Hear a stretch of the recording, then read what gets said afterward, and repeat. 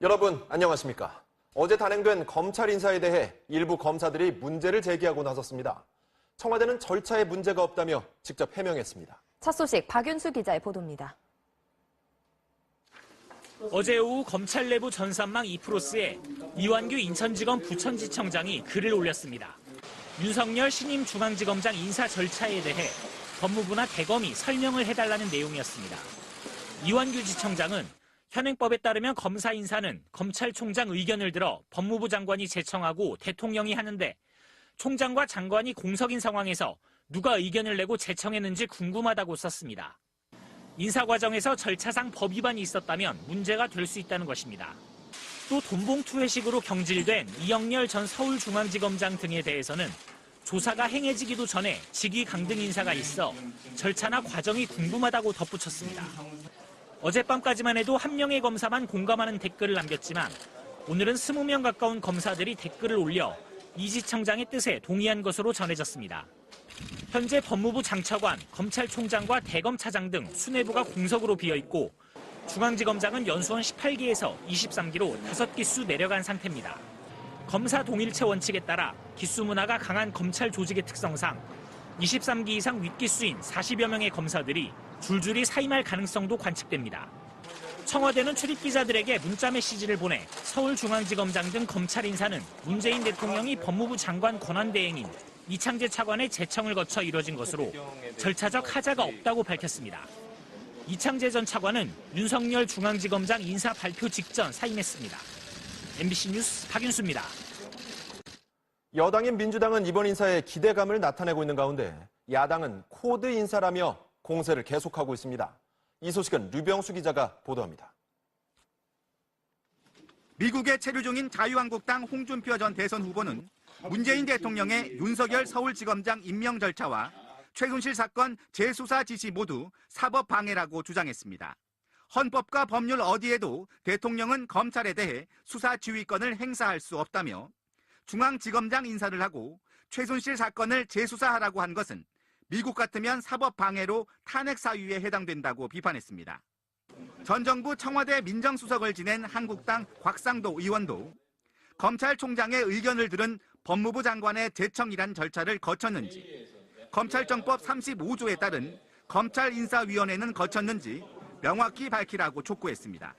검사인사위원회를 거쳤다는 어떤 흔적도 찾을 수가 없습니다. 절차적 정당성이 결여된 코드 인사라는 비판을 면하기 어렵다고 생각합니다. 검찰 인선 문제는 어제 문 대통령과 여야 원내대표 회동에서도 거론됐습니다. 국민의당 김동철 원내대표가 검찰총장 인사는 국회에 특별 다수결 동의를 얻어서 해야 되며 밀어붙이기식으로 해서는 안 된다고. 사실상 인수위원회 역할을 하게 될 국정기획자문위원회 위원들도 활동을 시작했습니다. 정부가 추진할 주요 정책을 선정하고 실행을 하기 위한 중장기 계획도 수립하게 될 것입니다. 더불어민주당 김진표 의원을 위원장으로 3명의 부위원장, 6개 분과위원장과 위원 등 34명의 위원이 참여하는데 여당 의원들을 포함해 주로 대선 당시 역할이 컸던 인물들로 구성됐습니다. 문 대통령의 측근 중에서는 김경수, 윤호중, 박광원 의원 등이 이름을 올렸고 여당 내 유일한 광주 전남 지역구 의원인 이계호 경제 2분과 위원장, 최순실 국조특위 당시 야당 간사로 활약한 박범계 정치행정분과 위원장도 핵심적인 역할을 맡을 것으로 보입니다. 이재명 성남시장과 안희정 충남지사를 도왔던 인물들도 일부 합류했습니다. 국정기획자문위원회는 최장 70일까지 운영할 수 있는데 김진표 위원장은 다음 달 30일쯤 활동을 마무리하고 대선 공약 실행 로드맵을 내놓겠다고 밝혔습니다. MBC 뉴스 김천홍입니다. 문희상 일본 특사가 3박 4일의 일정을 마치고 돌아왔습니다. 위안부 합의 논란이 최대 관심이었는데 문 특사는 양국이 미래지향적으로 극복하기로 했다고 밝혔습니다. 윤지웅 기자입니다. 주변 4강 대통령 특사 가운데 가장 먼저 귀국한 문희상 일본 특사는 위안부 합의 논란이 원만히 해결될 것이라고 기대했습니다. 잘 될 것 같다는 느낌을 받았습니다. 미래지향적으로 슬기롭게 극복하자라는 데 의견의 합의를 본 거죠. 일본 측이 일부 긍정적인 반응을 보였다며 한일 관계의 틀이 무너지는 일은 없을 것이라고 강조했습니다. 정서적으로 위안부 합의를 받아줄 수 없다라는 걸 분명히 전달을 했고 그 취지의 특별한 이해한다는 뜻으로 나는 해석을 하는 말을 들었어요. 조속한 한일 정상회담 개최와 정상 간 셔틀 외교 복원에도 의견 일치를 이뤘습니다. 오는 11월 만료되는 한일 군사정보보호협정에 대해선 아직 쟁점이 아니라며 논의하지 않았다고 밝혔습니다. 문 특사는 또 일본 정부가 새 정부에 높은 기대감을 보였으며 이번 특사 방문을 계기로 양국이 새로운 관계로 나아가는 전기가 마련됐다고 평가했습니다. 불안한 요소가 있었는데 제일 먼저 특사로 받았다고 고맙게 생각하는 그런 분위기였습니다. 이런 가운데 홍석현 미국 특사와 이해찬 중국 특사도 내일 귀국할 예정이어서 주변 4강 외교의 방향이 구체적 모습을 드러낼 것으로 보입니다. MBC 뉴스 윤지윤입니다. 방금 보신 것처럼 오늘 문희상 특사에 이어 내일은 홍석현 미국 특사 그리고 이해찬 중국 특사가 귀국하는데요. 정상면담 때 자리 배치가 이전과는 좀 달라져서 뒷말이 나오고 있습니다. 김재홍 기자입니다. 이해찬 특사단과 시진핑 주석의 면담. 시 주석은 테이블 중앙에 앉고 이해찬 특사는 왼쪽 테이블 끝에 앉도록 자리가 배치됐습니다. 좌석 배치만 보면 시 주석이 지난달 홍콩의 캐리람 행정장관 당선인의 예방을 받던 때와 같습니다. 반면 대통령 당선인이 파견한 4년 전 김무성 특사나 2008년 박근혜 특사는 물론 2003년 노무현 대통령 당선인이 보낸 이해찬 특사의 자리는 중국 정상의 바로 옆자리였습니다. 중국이 지난해 9월 오바마 미국 대통령의 방중 때 공항에 레드카펫을 깔지 않아 외교 결례 논란이 일었던 점을 감안하면 이번에도 사드 문제로 껄끄러워진 한중 관계가 반영된 것 아니냐는 지적이 나왔습니다. 홍석현 대미 특사의 도널드 트럼프 대통령 면담 모습도 이례적이었습니다. 트럼프 대통령은 책상 가운데 홀로 앉았고 홍석현 특사는 트럼프 보좌진과 함께 맞은편에 앉아 있습니다. 또 트럼프 대통령 혼자만 앉아 있고 홍석현 특사는 옆에 서 있는 기념 촬영 사진도 공개됐습니다. 의전에 구애받지 않는 트럼프 대통령의 스타일로 볼 수도 있습니다. 하지만 격을 따지는 중국이 이를 흘려보내지 않고 우리 특사를 맞을 때 참고했을 것이라는 분석이 나옵니다. 미국에 대한 중국의 견제라든지 아니면 미국의 한국 사드 배치에 대한 중국의 어떤 경계심 표현 이러한 것들로 의전으로 외교부는 시진핑 중국 주석의 특사단 면담은 당초 예정된 20분을 넘겨 40분간 이어졌다며 외교적 결례는 없었다고 설명했습니다. MBC 뉴스 김재홍입니다. 북한이 자신들을 적대시하는 정책이 있는 한 핵능력을 강화하겠다면서 미국을 강하게 비판했습니다. 미국은 북핵 문제를 군사해법으로 푼다면 믿기 힘든 규모의 비극이 될 것이라고 경고했습니다. 워싱턴 현원섭 특파원의 보도입니다. 김인용 유엔 주재 북한 차석대사가 뉴욕 유엔 본부에서 기자회견을 자청했습니다. 미국이 우리 특사단을 통해 핵을 포기한다면 체제를 보장할 것이라는 대북 메시지를 보낸 지 하루 만입니다. 김 차석대사는 미국의 대북 적대시 정책이 모든 문제의 근원이라면서 압박과 제재가 지속되는 한 핵 능력은 급속히 강화될 것이라고 주장했습니다. 그러면서 위험을 무릅쓰고라도 한 번 믿어보라고 한 미국을 공개 비판했습니다. The United States is only ringleaders of the aggressions and war, destroyer of the peace. 북한은 또 트럼프 정부가 한반도 평화를 원한다면 정전협정을 평화협정으로 바꿔야 한다고 기존 요구를 되풀이했습니다. 최근 전 세계를 강타한 랜섬웨어 사이버 공격의 북한 배후설에 대해선 웃기는 주장이라고 일축했습니다. 이런 가운데 매티스 미 국방장관은 북핵 문제에 대한 군사적 해결 가능성과 관련해 대북 군사행동이 자칫 전면전으로 확대될 수 있음을 경계했습니다. If this goes to a military solution, it is going to be tragic on an unbelievable scale. 이에 따라 미국은 유엔과 중국 등 국제사회와 공조해 북핵의 출구를 찾는 데 전력하고 있다고 강조했습니다.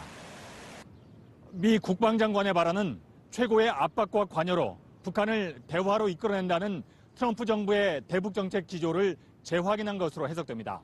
워싱턴에서 MBC 뉴스 현원섭입니다. 여러분 안녕하십니까? 어제 단행된 검찰 인사에 대해 일부 검사들이 문제를 제기하고 나섰습니다. 청와대는 절차에 문제가 없다며 직접 해명했습니다. 첫 소식 박윤수 기자의 보도입니다. 어제 오후 검찰 내부 전산망 이프로스에 이완규 인천지검 부천지청장이 글을 올렸습니다. 윤석열 신임 중앙지검장 인사 절차에 대해 법무부나 대검이 설명을 해달라는 내용이었습니다.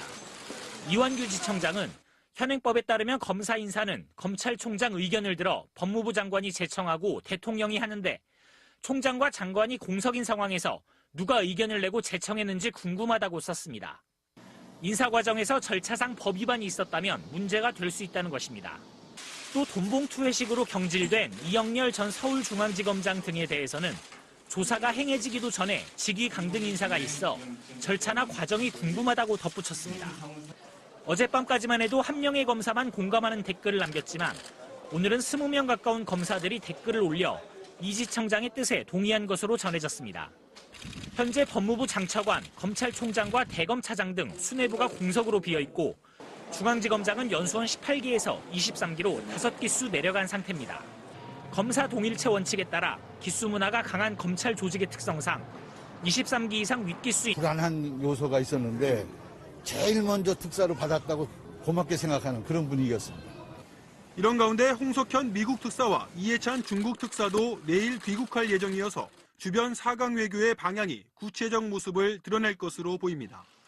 MBC 뉴스 윤지윤입니다. 방금 보신 것처럼 오늘 문희상 특사에 이어 내일은 홍석현 미국 특사 그리고 이해찬 중국 특사가 귀국하는데요. 정상 면담 때 자리 배치가 이전과는 좀 달라져서 뒷말이 나오고 있습니다. 김재홍 기자입니다. 이해찬 특사단과 시진핑 주석의 면담. 시 주석은 테이블 중앙에 앉고 이해찬 특사는 왼쪽 테이블 끝에 앉도록 자리가 배치됐습니다. 좌석 배치만 보면 시 주석이 지난달 홍콩의 캐리람 행정장관 당선인의 예방을 받던 때와 같습니다. 반면 대통령 당선인이 파견한 4년 전 김무성 특사나 2008년 박근혜 특사는 물론 2003년 노무현 대통령 당선인이 보낸 이해찬 특사의 자리는 중국 정상의 바로 옆자리였습니다. 중국이 지난해 9월 오바마 미국 대통령의 방중 때 공항에 레드카펫을 깔지 않아 외교 결례 논란이 일었던 점을 감안하면 이번에도 사드 문제로 껄끄러워진 한중 관계가 40여 명의 검사들이 줄줄이 사임할 가능성도 관측됩니다. 청와대는 출입기자들에게 문자 메시지를 보내 서울중앙지검장 등 검찰 인사는 문재인 대통령이 법무부 장관 권한대행인 이창재 차관의 제청을 거쳐 이뤄진 것으로 절차적 하자가 없다고 밝혔습니다. 이창재 전 차관은 윤석열 중앙지검장 인사 발표 직전 사임했습니다. MBC 뉴스 박윤수입니다. 여당인 민주당은 이번 인사에 기대감을 나타내고 있는 가운데 야당은 코드 인사라며 공세를 계속하고 있습니다. 이 소식은 류병수 기자가 보도합니다. 미국에 체류 중인 자유한국당 홍준표 전 대선 후보는 문재인 대통령의 윤석열 서울지검장 임명 절차와 최순실 사건 재수사 지시 모두 사법 방해라고 주장했습니다. 헌법과 법률 어디에도 대통령은 검찰에 대해 수사 지휘권을 행사할 수 없다며 중앙지검장 인사를 하고 최순실 사건을 재수사하라고 한 것은 미국 같으면 사법 방해로 탄핵 사유에 해당된다고 비판했습니다. 전 정부 청와대 민정수석을 지낸 한국당 곽상도 의원도 검찰총장의 의견을 들은 법무부 장관의 제청이란 절차를 거쳤는지, 검찰정법 35조에 따른 검찰인사위원회는 거쳤는지 명확히 밝히라고 촉구했습니다. 검사인사위원회를 거쳤다는 어떤 흔적도 찾을 을 마무리하고 대선 공약 실행 로드맵을 내놓겠다고 밝혔습니다. MBC 뉴스 김천홍입니다. 문희상 일본 특사가 3박 4일의 일정을 마치고 돌아왔습니다. 위안부 합의 논란이 최대 관심이었는데 문 특사는 양국이 미래지향적으로 극복하기로 했다고 밝혔습니다. 윤지웅 기자입니다. 주변 4강 대통령 특사 가운데 가장 먼저 귀국한 문희상 일본 특사는 위안부 합의 논란이 원만히 해결될 것이라고 기대했습니다. 잘 될 것 같다는 느낌을 받았습니다. 미래지향적으로 슬기롭게 극복하자라는 데 의견이 합의를 본 거죠. 일본 측이 일부 긍정적인 반응을 보였다며 한일 관계의 틀이 무너지는 일은 없을 것이라고 강조했습니다. 정서적으로 위안부 합의를 받아줄 수 없다라는 걸 분명히 전달을 했고 그 취지의 특별한 이해한다는 뜻으로 나는 해석을 하는 말을 들었어요. 조속한 한일 정상회담 개최와 정상 간 셔틀 외교 복원에도 의견 일치를 이뤘습니다. 오는 11월 만료되는 한일 군사정보 보호협정에 대해선 아직 쟁점이 아니라며 논의하지 않았다고 밝혔습니다. 문 특사는 또 일본 정부가 새 정부에 높은 기대감을 보였으며 이번 특사 방문을 계기로 양국이 새로운 관계로 나아가는 전기가 마련됐다고 평가했습니다. 수가 없습니다. 절차적 정당성이 결여된 코드 인사라는 비판을 면하기 어렵다고 생각합니다. 검찰 인선 문제는 어제 문 대통령과 여야 원내대표 회동에서도 거론됐습니다. 국민의당 김동철 원내대표가 검찰총장 인사는 국회에 특별 다수결 동의를 얻어서 해야 되며 밀어붙이기식으로 해서는 안 된다고. 사실상 인수위원회 역할을 하게 될 국정기획자문위원회 위원들도 활동을 시작했습니다. 정부가 추진할 주요 정책을 선정하고 실행을 하기 위한 중장기 계획도 수립하게 될 것입니다. 더불어민주당 김진표 의원을 위원장으로 3명의 부위원장, 6개 분과위원장과 위원 등 34명의 위원이 참여하는데 여당 의원들을 포함해 주로 대선 당시 역할이 컸던 인물들로 구성됐습니다. 문 대통령의 측근 중에서는 김경수, 윤호중, 박광원 의원 등이 이름을 올렸고 여당 내 유일한 광주 전남 지역구 의원인 이계호 경제 2분과 위원장, 최순실 국조특위 당시 야당 간사로 활약한 박범계 정치행정분과 위원장도 핵심적인 역할을 맡을 것으로 보입니다. 이재명 성남시장과 안희정 충남지사를 도왔던 인물들도 일부 합류했습니다. 국정기획자문위원회는 최장 70일까지 운영할 수 있는데 김진표 위원장은 다음 달 30일쯤 활동